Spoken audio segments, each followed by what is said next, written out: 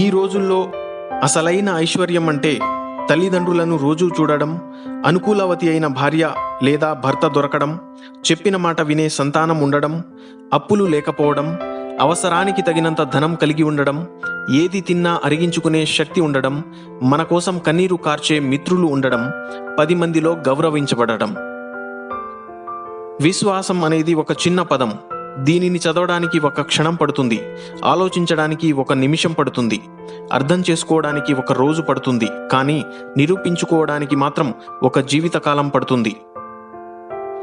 ఇతరులతో పోల్చుకోవడం, ఇతరుల నుండి ఆశించడం, ఈ రెండు వదిలేస్తే జీవితంలో సగం సమస్యలు దూరమవుతాయి.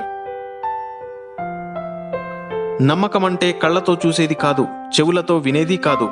ఏ మలినం లేని మనసు మరో మనసులో మౌనంగా ఒదిగి ఉండడం. మూర్ఖురాలైన మహిళ తన భర్తను